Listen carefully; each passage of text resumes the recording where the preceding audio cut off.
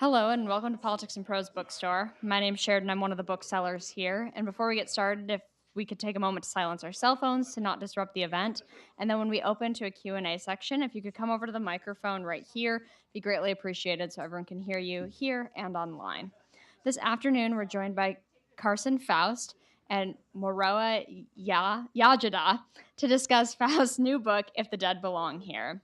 When 6-year-old Laurel Taylor vanishes without a trace, her family is left shattered, struggling to navigate the darkness of grief and unanswered questions. As their search turns to despair, Laurel's older sister, Nadine, begins experiencing nightmares that blur the lines between dream and reality, and she becomes convinced that Laurel's disappearance could be connected to other family tragedies. Guided by her elders, Nadine sets out to uncover whether laying the ghost to rest is the key to finding her sister and healing their fractured family. If the Dead Belong Here confronts the specter of colonization and the generational scars it leaves on Native American families, steeped in Indigenous folklore and drawing from the author's own family history and examining what it means to be haunted both by the supernatural and by terrors of our own making. Faust is a two-spirit and enrolled member of the Adasto Nachas Cuso tribe of South Carolina and currently lives in Minnesota. He's the recipient of the Artist Fellowship from the McKnight Foundation and the Jerome Foundation. His fiction has appeared in a variety of journals and is included in the anthology Never Whistle at Night, an Indigenous dark fiction anthology. Faust will be in conversation with Morowa Yejidé, who's a DC native and is the author of the critically acclaimed novel Time of the Locust, which was a 2012 finalist for the Penn Bellwether Prize, longlisted for the 2015 Penn Bingham Prize, and a 2015 NAACP Image Award nominee. Her most recent novel, Creatures of Passage, was also shortlisted for the Ernest J. Gaines Award for Literary Excellence and a 2021 Notable Book selection by NPR and The Washington Post. Please join me in welcoming both of them.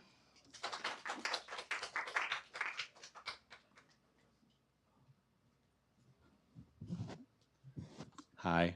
Oh, God. Hello, everybody.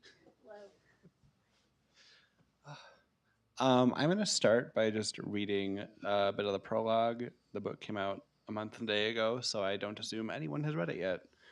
Oh, my God. Add a B. Okay. We were anxious.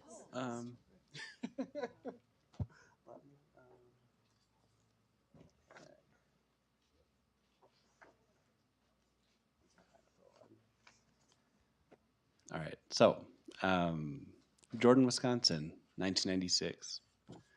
The intruders enter as quiet as light. They come through the windows, the doors, slipping in easily as if their girl left this home open for them. They have been here before. They bring in the scent of the forest where they have been waiting, and so they carry the aroma of white maple and oak leaves, the frosted buds of the earliest flowers, the crisp clarity of mist.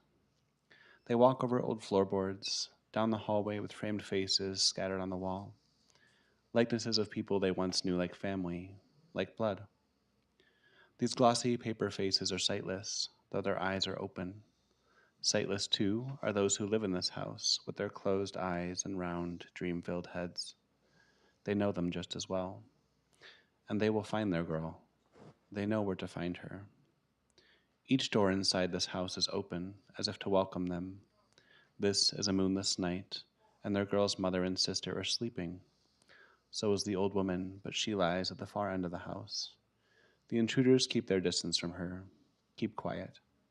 If anyone will sense them, it will be the old woman, though the old woman's ears and eyes may fail her.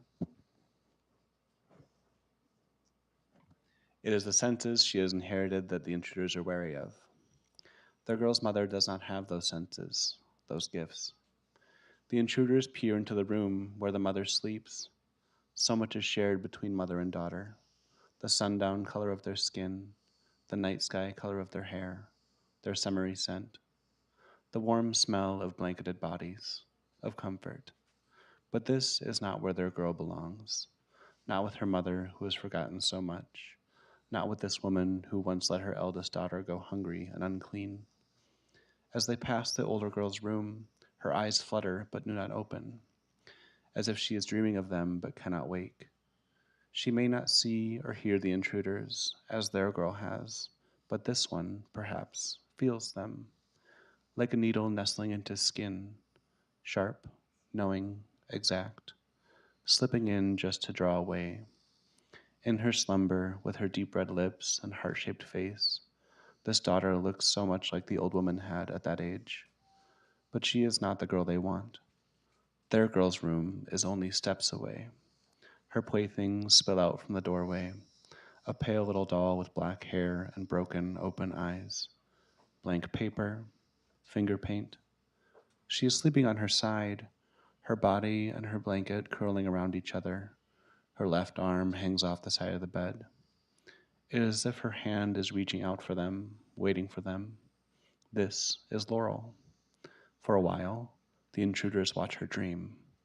For a while, they watch her breathe. They know they are saving her. They love her.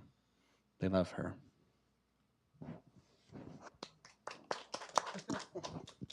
Thank you. That's wonderful. So I think, first of all, thanks everyone for joining us on this beautiful day in Washington. I think we should start with names. I mean, in the United States, names and places are key. The effort people put into remembering names and correctly assigning names to things, I think traditionally has been a core interest of a lot of communities in America. So I'd like to start there, Carson. First of all, please tell us what tribe you're a part of. It is the Edisto Natchez Cuso tribe of South Carolina. South Carolina. Mm-hmm. And the South has its own image and traditional history. So I think it's really I found it extraordinarily refreshing to discover a place in the book, and I love how you know the book jumps in time. So it starts in a certain year, 1996, but then you go back, and I love stories that have that onion peel back and forth because it's a ripple effect. What happens in one year affects another year. What happens to one generation affects the other generations. So talk a little bit about, I think it's Crowtown. Yeah. Yeah. So all of the towns in this novel are very slightly fictionalized versions of places that I've either lived or my relatives are from. And I was always drawn to, you started talking about how like names change, especially of places, and that happens in this novel too. But in addition to that, I remember kind of much of this book came from initially doing research on my family's past, and it never occurred to me like back when folks would have like people with pen and paper, like census takers in the most like archaic sense, come around, and they would ask like, "Oh, what's your last name?" And like for example, a lot of my relatives, their last name is Creole, but there'd be a bunch of different spellings of that, which makes like centuries later, when a person like me is looking for who their relatives are and there's all these different spellings of the same last name, it makes things challenging to see like, okay, which of these are actually relatives, which of these aren't. And it's I think that distortion through time happens in that way, but also like I think the way specifically ghost stories have their own way of distorting time by bringing the past directly into the present with these like physical or emotional entities. Was another interest of mine as I kind of moved through different drafts of this. Yeah, there's a line in this book that there's a few lines in this book that stuck with me, but one of them was, some of us are meant to exist in pieces, and I found that so true. From my own experience, in my own community, African American community, you know, the quest to create wholeness, to put a family back together again, was very poignant in this book, and I found that to be a real human desire, a real human question, a human quest, and I love that. Without any spoilers, I found that although there's a missing girl at the core of the story, um, you walk through kind of doorways to other generations, to other lives connected to this family. Talk a little. Can you speak a little bit about that? The birth of a child is a new door. The death of an ancestor is another door. Really, really, really fascinating. Yeah, I think the concept of wholeness, as you mentioned that quote, I think there is like multiple ways to move toward it. I don't know it's ever like a destination, but I think throughout this book, yes, of course, there's like families of lineage, but then like several of the characters, like Nadine, for example, like she is very much her mother's caretaker, and is like a mothering figure in her own right. So she relies on kind of her great aunt and one of her close friends, Dallas. And then in the previous generation, we move through time, and then we have Aida's brother Morgan, who like kind of finds this family of his own with like a lover he finds and their mutual friend Anna. And I think this idea that like folks are always searching for new and different ways of feeling whole, even if like being whole is impossible. I think it's the feeling is not impossible to attain, and I Yeah. think that is what drives so many of the characters across time in this novel in particular. And what it means, not necessarily to, again, you don't want to pursue it as a destination, but rather as like a sensation almost. Yeah, yeah. As a feeling to validate, your own humanity, your own existence. I am here because of these people and because of who I am. Yeah, I love that. But it's complicated, right? Because one thing I found in this novel, you have the skillful display of the complicated relationships between Native Americans and whites, how those families have blended or not blended, things that have been erased, or efforts of some family members to erase certain things. And I think, there's some things in there that I thought were so fascinating, like the cigarette smoking, but that tied to the ancient culture, the ancient tradition of communicating with the ancestors and nature, and but with a cigarette. That was so so cool to me. And then the brother using the Bible, to roll. He uses the Bible pages to roll a blunt.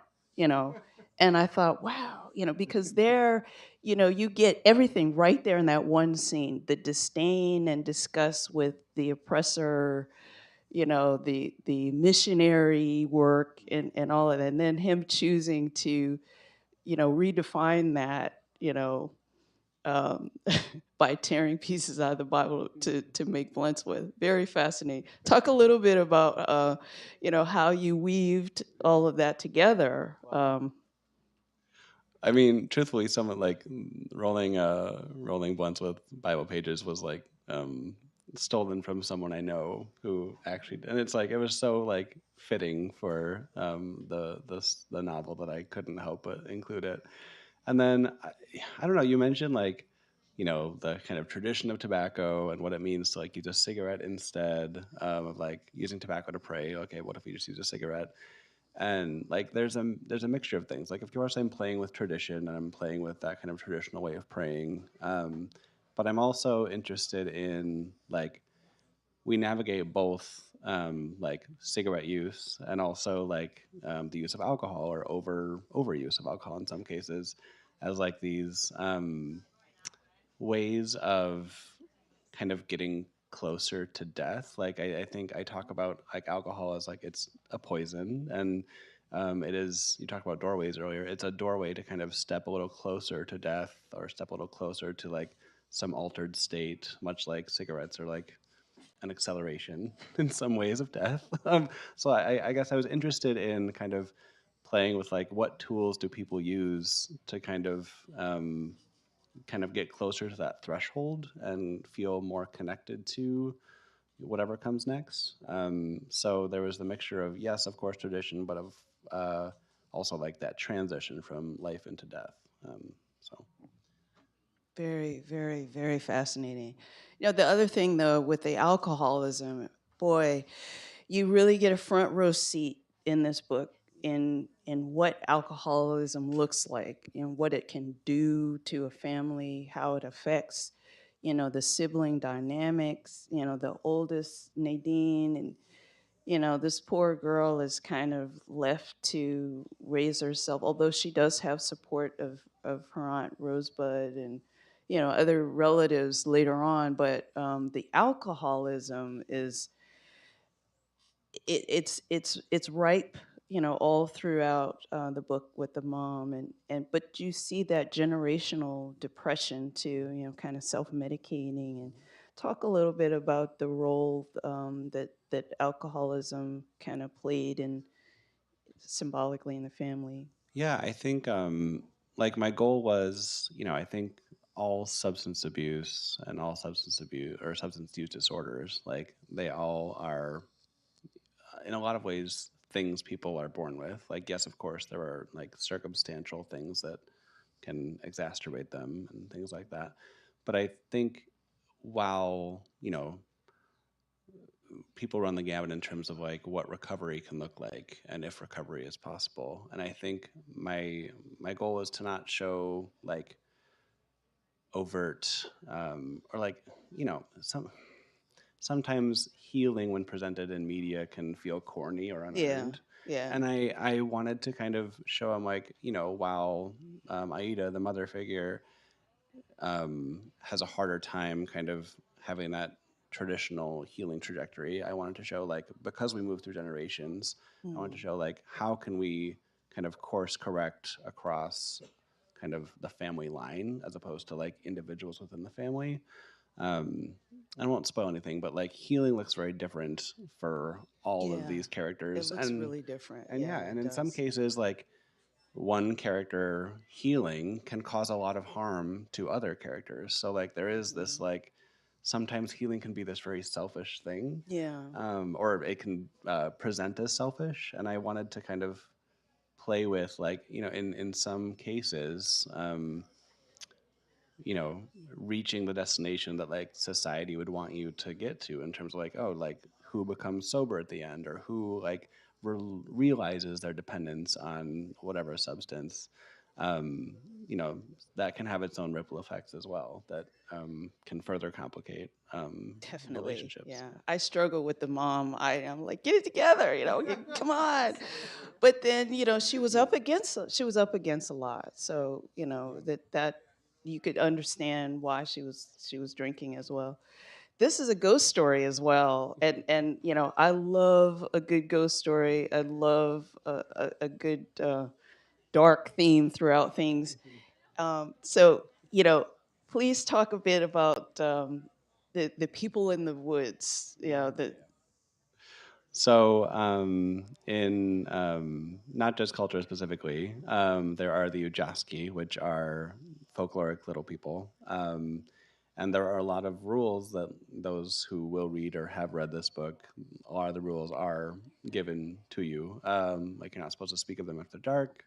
You're not supposed to, like, you know, do things that aggravate them. And you kind of have to give offerings, and they run the gamut of like in the same way people do. Like some are very helpful, and some are more mischievous. Some are borderline malevolent. And I think when it comes to like kind of braiding like where the origin point for writing the novel was for me, and like how folklore entered the space.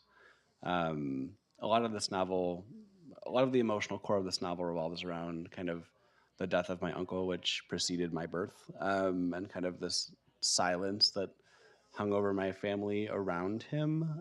Like I was always aware that my father had a brother who died in an accident. But I kind of had to parse together that narrative by like getting small nuggets from all different relatives. Yeah.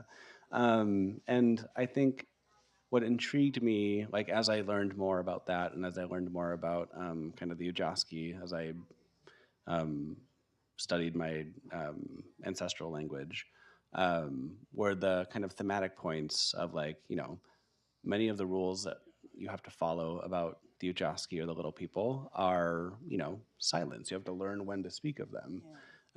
So the fact that those themes kind of carried through my experience in learning about my uncle, and like you learn which questions to ask, you learn which questions will get answers and which won't, and there were just so many kind of thematic ties that it just felt that I had to kind of find a way to connect that for these folks, the characters in this book.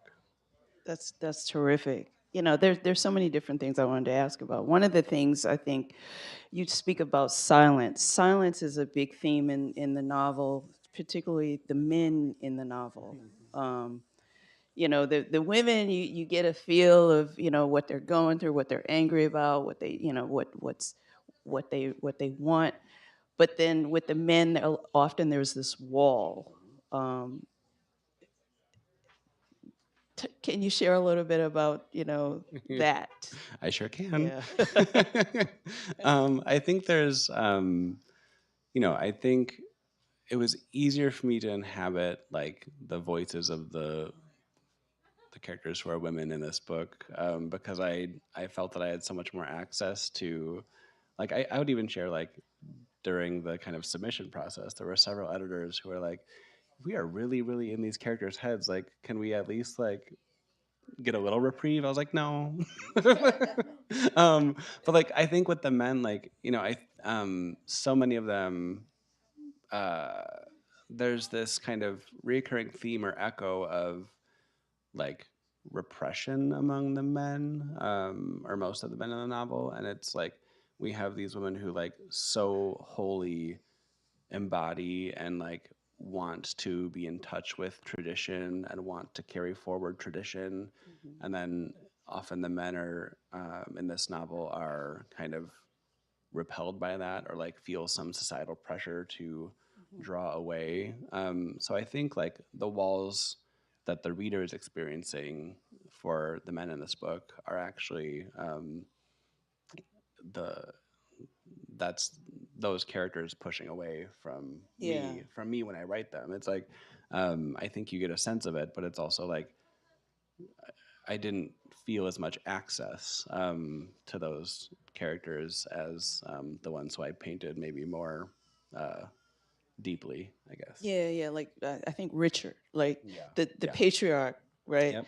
You know, he was hardcore, and you know, he was like, no, you know, we're gonna do, you know, the Catholic, we're gonna do the Christian religion. But I love that juxtaposed against the daughters, you know, and the moms. She taught them, you know, the traditional medicine is very strong in the novel, very interesting.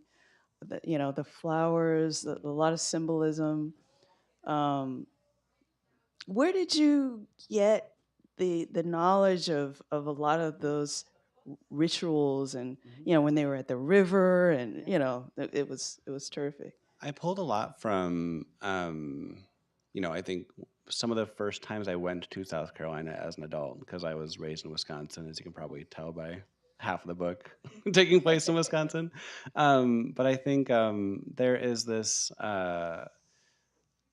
like, tribes in the Southeast specifically have a very, like, interesting kind of cultural reality where there's a lot of pull from kind of root work and like Golagichi Yeah, practices and I saw that. yeah, Yeah. yeah. So I like a lot of it was like stories straight up just pulled from my grandma. Like, you know, she would talk with ghosts and talk about what worked and what didn't, like what liquors mix well with our blood and which don't. Like all those things are in there. But there was also like I wanted to build upon her stories by better contextualizing kind of the cultural reality of that specific region in America and what it meant to like go that far back in the past. And I'm so one thing I'll share too is one as I researched my family line, like I did get back to like the like 1816 as far as I can go, and that's where we find the last name Creole, which I've already talked about. And it is the reality of why we can't go farther is because like that last name wasn't initially ours. Right. That was Yeah. we were enslaved Native people, and that was the last name of a family. Right. Who, yeah, Yeah. yeah. Yeah. And the other thing too is there was in different ways lightly you see with the grandma, and different things, the older women of the family reflecting on the generational um, you know trauma that's taken place, the march of death, all those things. um, but it's woven into this, it's really woven into a family, and what that fallout looks like in a modern day family. And that's one of the things I really did enjoy about the book. um, Thematically, what were some of the things that you wanted or that you hope folks would pick up on or come away with? I think I what I responded to best when like folks like before it was a book, and I'm fully aware that I am wired in a relatively bleak way. I'm a very melancholic person, but I my aim is to use those kind of darker tones to actually paint a picture of resilience. Like I'm more interested in, yes, of course, there's this like dark ether to move through, but I think there's also like by finding each other, you can make your way through. One thing I've said in the past, and I tried to. It wasn't intentional as I wrote it, but now that it's done, I can say it. But I think it's in some ways it's a horror book. It's a ghost Yeah. story, and there's this very like there's this trope in horror of like the final girl, especially in slashers, but also plenty of ghost Especially in stories. slashers. Yeah. Yeah. And it's Yeah. like I like that's great. Like we love a final girl. There's plenty of good ones. But in this book, I wanted survival to be collective action. I Yeah. wanted kind of connection to each other to be um, kind of the way to find the light or make the light, to get through all of the various trials and tribulations. But Absolutely. you Yeah. know, One yeah. thing you did that I liked, one thing you didn't do that I liked was you didn't make like this perfect family ending. It's complicated. Families are, you know, smitten with a lot of different things. And Nadine, she's learned how to pick up the pieces. It's not what she hoped for throughout, but she accepts that and she's willing to move forward. So there's a lot of resilience in the book, especially with the women in the book and what they represent. Pushing forward has always been a favorite theme of mine in stories, and it's definitely clear in this story, even though it's the jarring center of a missing child. At the core of this story, which can be a little frightening when you think, oh my God, what happened to her? But then, without any spoilers, when you discover, kind of what happened to her, instead of recoiling and saying, "Oh, that's terrible," you go, "Okay, all right," and you can kind of accept it along with the other family members. So, yeah, I I don't want to give any more spoilers, so I'll stop here. And maybe we can do some Q&A. What do you think? Yeah, I don't know. I'm happy to answer questions about the book or like craft in general or like how I think of anything, whatever you want to know. And then I was supposed to remind you, do have to go to the mic, like, yeah, Oh, right. up Yeah, there. you have to speak in the mic. Yeah. Or I can pass you this one, but they're recording, so they want to hear you. Or I can repeat your question. I'm giving you options. Maybe the ones that I wasn't supposed to give you. Don't be shy. Do it. I got a really large mouth. I'm excited. One of the things that was very interesting to me, my husband is Native. He's part of the Lumbee tribe from North Carolina. Oh. And one of the things, unfortunately, they have lost over the years is their language from, previous years. Now what is considered the Lumbee language is kind of like a bastardization, if you will, of English and, what they've taken from that. I was wondering, were you pretty familiar with your native language, or did you really have to do some research to get that? That is a great question because I started this book 9 years ago. Before I knew it was possible to learn my language, I didn't know folks were vitalizing it. There's a lot of folks in Oklahoma specifically who are. There's like a dictionary. There's all sorts of resources. There are now folks in South Carolina teaching language classes. All these things were unknown to me when I started it in 2016. So the kind of core anxiety that began the first draft of this book was this tension of like, will I ever know my language? Is it possible? And what does it mean to not? And then that eventually, as I talked about earlier, kind of transmuted into this like fear or anxiety around like familial silence. So it started as like linguistic like alienation or disconnection, and then became something else. So all of that is very much in there. I am like a very, very slow learner of my language, but I'm just thankful it's possible, I guess, is what I've come to appreciate. Thank you for the question. Anything else? I have a question while we're waiting.